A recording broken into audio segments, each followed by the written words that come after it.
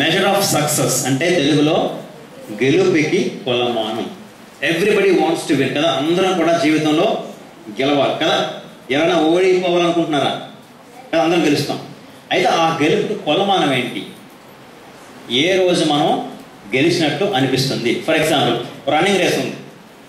Running రేస్లో ఏమవుతుంది, ఒక లైన్ దగ్గర మనం పరుగు మొదలు పెడతాం, పరిగెత్తి పరిగెత్తి పరిగెత్తి ఇంకో లైన్ దగ్గర పరుగు ఆపేస్తాం. ఎందుకు?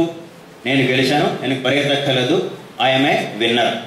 మరి జీవితంలో పరిగెడుతున్నప్పుడు ఈ స్కూల్స్ చుట్టూ, కాలేజ్ చుట్టూ, ఉద్యోగాలు, సంపాదన, కుటుంబం ఇలా పరిగెడుతుంటాం కదా, ఆ పరుగులో ఆ లైన్ మనకి ఎక్కడ కనిపిస్తుంది? ఏ రోజు నేను గెలిచాను, ఇవాళ నేను ఇంకా పరిగెత్తక్కర్లేదు, ఐఎమ్ ఏ విన్నర్ అని ఎప్పుడు మనకి అనిపిస్తుంది? ఉద్యోగం వచ్చినప్పుడు, ఇంకా లైఫ్లో బాగా సెటిల్ అయ్యి అంటే మంచి పొజిషన్కి వచ్చినప్పుడు, బాగా సంపాదించి 2 ఇళ్ళు 4 కార్లు 10 ఎకరాల పొలం కొనుక్కున్నప్పుడు, అవునా? ఓకే, సరే. ఈ మధ్య బూర్గులు అని చెప్పి ఒక విలేజ్కి వెళ్ళాను, మహబూబ్నగర్ జిల్లాలో. అక్కడ వృద్ధాశ్రమం ఉంది. వృద్ధాశ్రమంలో ఎవరు ఉంటారు? ఎలాంటి వృద్ధులు ఉంటారు? పిల్లలు లేని వాళ్ళు ఉంటారు, పిల్లలు వదిలేసిన వాళ్ళు ఉంటారు. 2 రకాలు ఉంటారు. ఓకే, ఒక ఇద్దరితో కూర్చొని చాలాసేపు మాట్లాడారు. వాళ్ళతో అడిగారు, మీకు ఇద్దరికి పిల్లలు లేరా అని అడిగారు. వాళ్ళు ఏమన్నారు, మాకు అబ్బాయి ఉన్నాడు, అమ్మాయి. అబ్బాయి ఏం చేస్తాడంటే అమెరికాలో పెద్ద doctor, world famous cardiologist, court సంపాదిస్తున్నాడు. మరి అమ్మాయి ఏం చేస్తుంది అంటే హైదరాబాద్లో ఒక సాఫ్ట్వేర్ కంపెనీ ఓనర్, నెలకి ₹1,00,000 జీతం. ఓకే, మీ అబ్బాయి ఏమో అమెరికాలో ఉన్నాడు, అమ్మాయి ఏమో హైదరాబాద్లో ఉంది. మీరు ఉంటే అబ్బాయి దగ్గర అమెరికాలో ఉండాలి, లేదా అమ్మాయి దగ్గర హైదరాబాద్. ఆ 2 వదిలేసి ఈ చిన్న గ్రామంలో వృద్ధాశ్రమంలో ఎందుకు ఉంటున్నారు అని అడిగాను. వాళ్ళు ఏం చెప్పారంటే ఏం మాట్లాడకుండా ఇలా అన్నారు, మా తలరాత. వాళ్ళ అబ్బాయి వాళ్ళ అమ్మాయి జీవితంలో గెలిచారా, ఓడిపోయారా? ఎందుకని?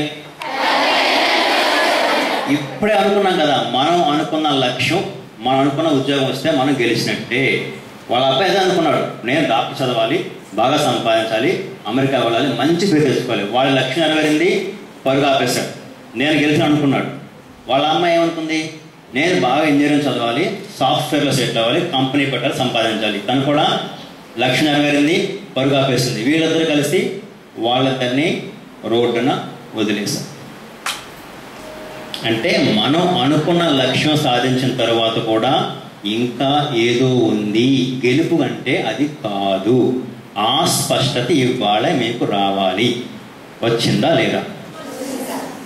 కదా, నువ్వు జిల్లా కలెక్టర్ అయినా, స్పోర్ట్స్ పర్సన్ అయినా, ఐఏఎస్ ఐపీఎస్ ఎవరైనా సరే, మన జీవితంలో కొన్ని రోజులు రావాలి.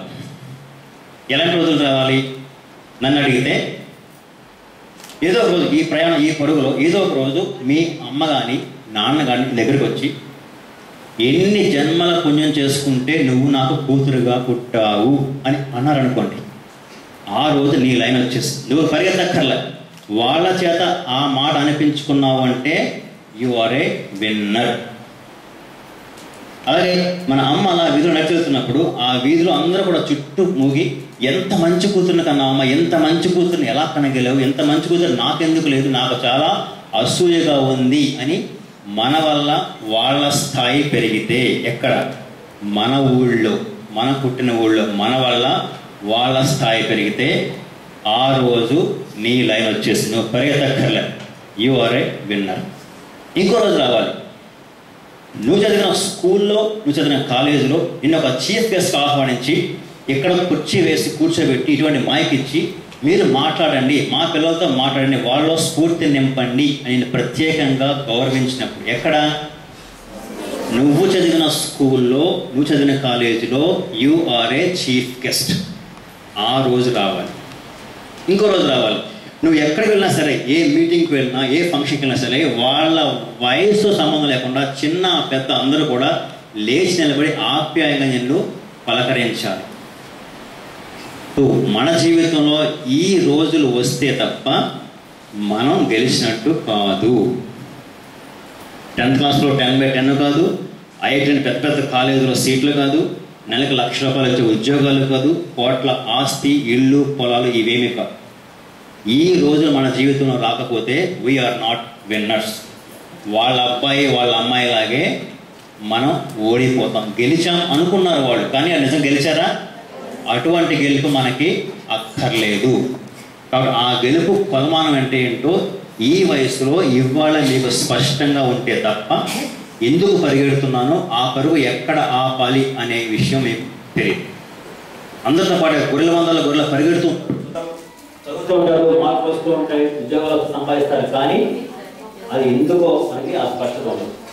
కాబట్టి ఆ స్పష్టంగా ఎందుకు చదువుతున్నానో, అది ఏ రోజు నేను గెలుచుంటా అనే విషయం ఇవ్వాలే మనకి అవగాహన వస్తే తప్ప మనం జీవితంలో గెలవలేము. ఓకే, గెలిచామని అనుకుంటాం కానీ గెలవం. కాబట్టి వాళ్ళిద్దరిని మీరు జీవితం అంతా గుర్తుపెట్టుకోండి. మీరు జీవితంలో గెలిచారా లేదనే విషయం మీకు మాత్రమే తెలుస్తుంది. ఓకే, గెలిస్తే మా లాంటి వాళ్ళకి వచ్చి చెప్పండి, మేము ఆలోచిస్తాం, సంతోషిస్తాం. ఓకే.